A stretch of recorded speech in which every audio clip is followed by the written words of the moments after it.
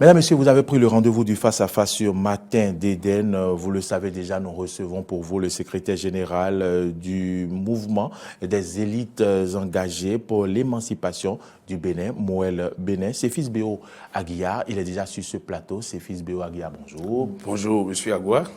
Vous êtes le secrétaire général de Moël Bénin le week-end dernier, c'est-à-dire les 2 et 3 novembre, vous étiez au premier congrès extraordinaire de votre parti politique.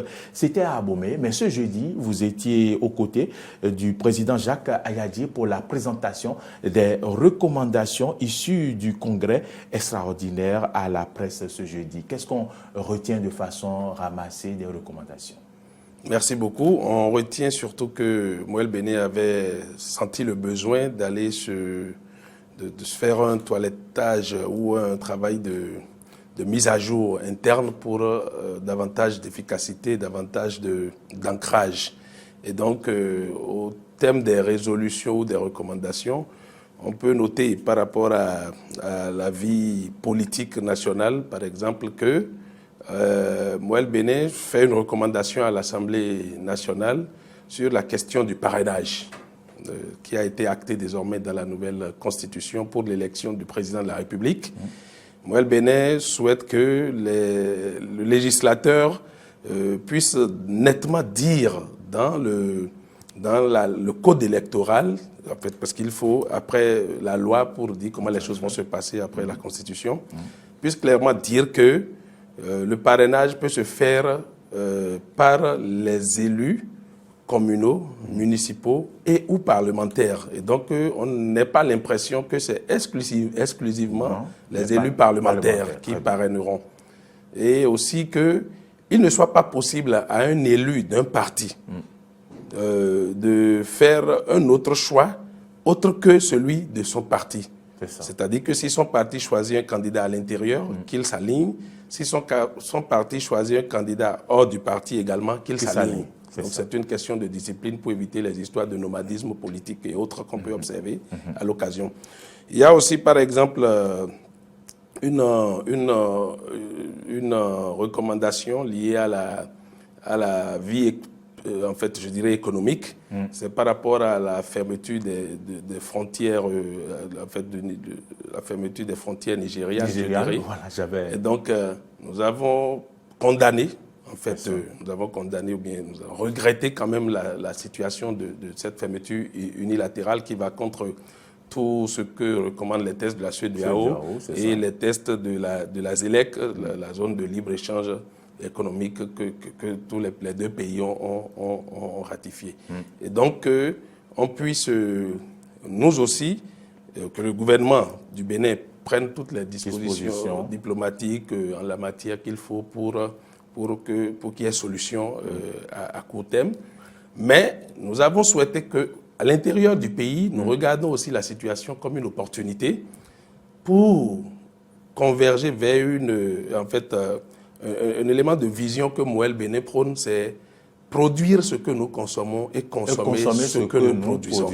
Nous sommes très fermes sur cette logique des choses parce que sans patriotisme économique, sans une introversion nationaliste par rapport à cette question économique, nous ne ferons qu'alimenter les économies des autres pays. Nous serons un État entre griffes contrebandier, un État magasin, un État entrepôt, un État informel. Ce n'est pas bon pour nous. Le Nigeria est une opportunité. Si nous produisons ici, il n'est même pas certain que nous puissions tout écouler par rapport au Nigeria. Donc, il faut éviter alors cette économie de réexportation qui consiste à amener des produits d'autres continents, d'autres régions du monde et à aller déverser cela au Nigeria. Donc, c'est une opportunité pour nous. Et donc, on a invité nos compatriotes à ça.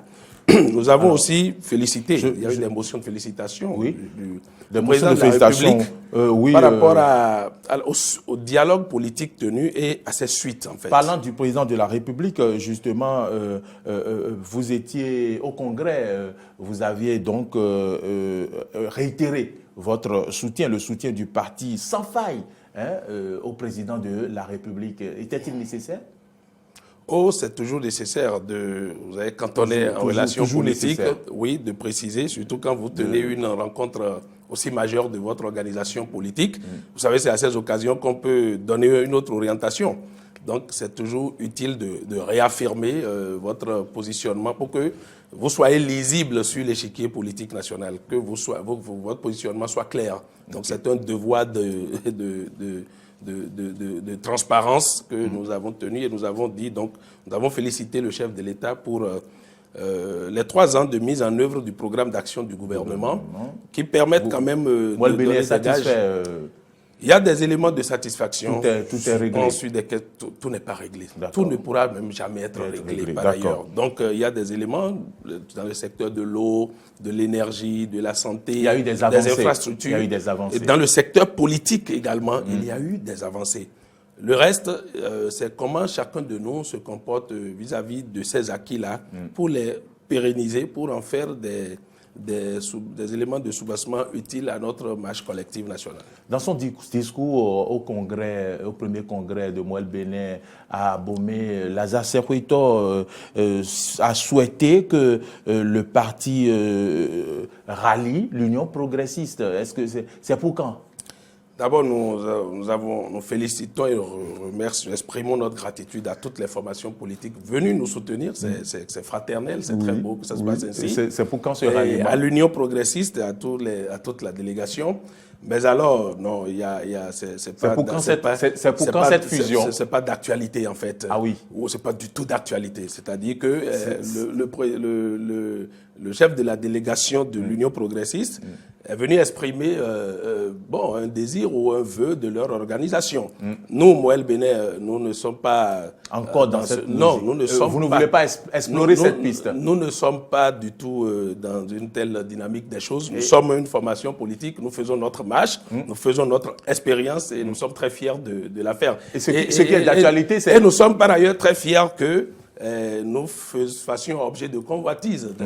C'est pas du tout inutile pour la fierté d'une organisation si jeune qui se fait désirer. Ah oui. Bien sûr. Donc, ce qui est d'actualité, c'est plutôt l'amour de Moël Béné avec le PRD. Parlant de cet amour, on sait qu'il y a eu clash, mais aujourd'hui, les journaux parlent d'amour. Archimède l'a dit 3 siècles avant notre ère dans le fonctionnement de levier. Donnez-moi un appui, je soulèverai le monde. Est-ce que le PRD, vous voulez servir le PRD comme appui? Non, il faut dire que nous avons connu une situation qui n'était ni... nous n'avons en fait pas d'éléments, nous n'avions pas d'éléments de querelle. C'est la Sénat qui nous a opposé une question que vous savez de doublons sur lequel on ne va pas revenir parce qu'on n'a pas suffisamment le temps. Mais alors aussi, c'est que nous, à Moël Béné, nous n'avons jamais, on n'en a pas fait un problème en réalité. C'était pénible. Ce qu'on n'avait pas compris, c'est que que le PRD s'en soit pris à nous. Bon, mais après, je crois que chacun a compris que la vérité était complètement ailleurs. Et que l'amour est mieux que la guerre. Et que quand on comprend ce qui est arrivé, on revise sa position et on voit les choses autrement. Et donc, nous étions à l'université de vacances du PRD qui nous a invités il y a un peu plus d'1 mois. Oui. Nous avons même exprimé notre satisfaction d'avoir été invités, notre enthousiasme. Et puis aussi, alors, je dirais aussi pendant le dialogue politique, nous avons partagé quand même beaucoup de points de vue avec le PRD. Et c'était tout juste que le parti se fasse aussi représenter. Mais ça avait beaucoup de plaisir. Puisque vous parlez du dialogue politique, au dialogue politique, est-ce qu'il y a eu question de révision de la Constitution? Alors, nous, quand nous avons pris la parole à l'entame du dialogue, nous avons déjà dit, est-ce que nous sommes prêts? Est-ce que nous oserons? Parce que des propositions certainement viendront et demanderaient d'aller jusqu'à ce seuil-là. Oui. Alors, clairement, vous en avez débattu. Ce qu'il y a, c'est quoi? Ça n'a pas manqué de circuler dans les échanges. Parce que c'est un devoir de cohérence de nous tous. Ça a été un non-dit, en tout cas. C'était là parce que si nous disons qu'il faut une meilleure représentation du peuple par la femme, implication, révision. Si nous disons qu'il faut regrouper les élections, qu'il faut aller à une année électorale, implication, révision. D'accord. Voyez-vous? Donc, il y avait de ces éléments-là qui étaient de nature à ce qu'on aille vers la révision. À nous conduire à la révision. Donc, vous êtes contre alors, la déclaration de FCBE qui disent qu'il n'y a pas eu question de révision du tout dans cette salle. Ils ont peut-être, à mon avis, exprimé un état ils ont exprimé des conditions. Ils ont dit, si nous irons, par exemple, à la révision, si nous irons à la révision... Il fallait qu'on en parle et qu'on définisse. Non, il y a des mesures préalables, il y a des dispositions préalables, il y a des conditions. Mais ils savaient qu'il y aurait révision de Constitution. Ils savaient que les dispositions, des éléments sur lesquels nous nous entendions pourraient conduire à la révision de la Constitution. Le temps passe tellement vite. Séphis Béo Aguiya, une question quand même à l'issue du congrès extraordinaire de Moël Béné. Le parti a renouvelé les membres de son bureau politique et puis déjà vous avez commencé la mise en application de la révision de la Constitution sur 81 membres que compte le bureau national, 25 femmes siègent désormais et puis 31% des membres du bureau. Déjà les femmes font 31% des membres du bureau alors que la Constitution inscrit 30%. C'est à votre actif, n'est-ce pas? Nous sommes cohérents toujours. En fait, nous avons porté le débat de la meilleure représentation du peuple par la femme. Pour que notre société se configure dans sa direction, telle elle se présente avec l'effectif et la contribution des femmes. Et donc, nous-mêmes, il faut nous l'appliquer. Si nous n'arrivons pas à nous appliquer, imaginez que nous sortions d'un tel congrès avec, 81 membres de bureau politique national, avec 5 femmes, 7 femmes, comme parfois les gens font pour la décoration. Pour qu'on dise, ils ont tenu compte de l'approche. Non. Vous ne voulez pas faire de la décoration, les femmes ni de la figuration. Ne sont pas des objets de décoration, ils ne sont pas des figurants.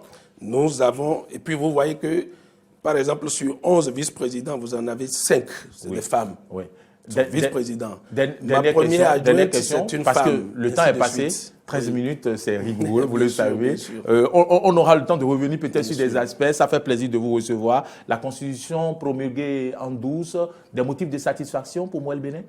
Bien entendu. En fait, je parle toujours de cohérence. Très bien. On ne peut pas réviser la Constitution, on ne peut pas demander... Le président de la République a demandé un dialogue qui a induit de la révision de la Constitution. Donc, il doit promulguer. C'est tout à fait normal. Et il a souhaité que le Parlement joue un rôle. Dans la célérité, les choses sont allées. Et donc, c'est cohérent qu'il promulgue. Et bon, voilà. On a une constitution. Séphis Aguiya, c'est un plaisir de vous avoir reçu sur Face à Face de ce vendredi. Et vous avez un mot de fin en une seconde? Je voudrais juste vous remercier et souhaiter que le Bénin soit dans nos cœurs chacun. Le Bénin soit dans nos cœurs chacun, il l'a dit. Voilà, nous avons reçu pour vous ce vendredi le secrétaire général du mouvement des élites engagées pour l'émancipation du Bénin, Moël Bénin. C'était Séphis Béo Aguiya. Merci une fois encore. Merci, le studio vous est ouvert. Venez quand vous le voulez. Merci de nous avoir suivis, mesdames et messieurs.